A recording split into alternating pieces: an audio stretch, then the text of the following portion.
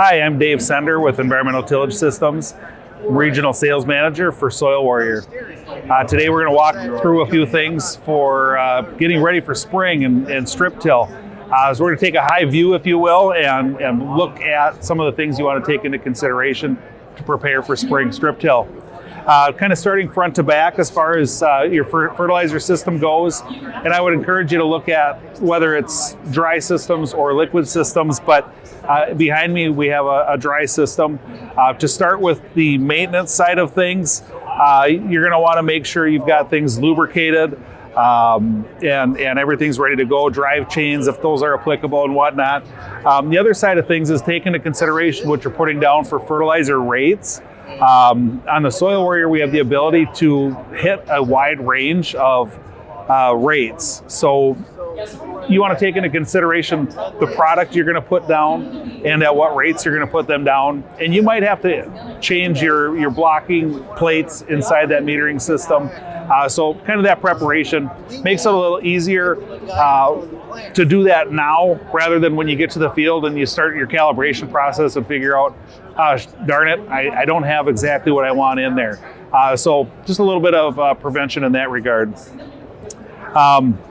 From there, we can walk to the back here. Some other things you want to take into consideration are overall condition of things like your fertilizer hoses. Again, whether it's dry lines, liquid lines, you want to make sure they're in good shape. They don't have any holes or anything through them. Your clamps, things like that are together and in good shape.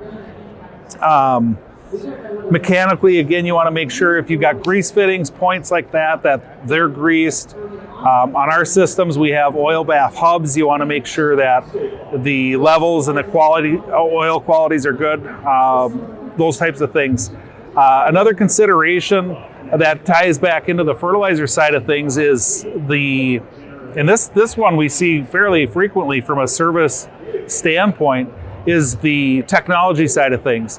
So making sure your technology is all up to date with regards to updates and things like that. You definitely want to make sure all your systems are, with a lot of times on the same update level so they can communicate, because sometimes that'll cause a problem when you try to get up and going. And it can be very frustrating and very time consuming when you should be going.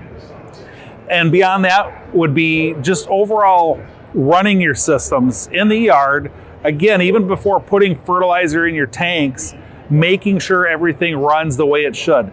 If it's a liquid system, maybe throw a couple hundred gallons of water in there to make sure you don't have any plug lines, you don't have any leaks in your pump, things like that. Again, the old saying of an ounce of prevention is better than a pound of cure. You want to make sure that even heading into it, when you wrap up last season, make sure everything's clean and flushed out, and that'll make life in the spring or even when you come to next fall that much easier.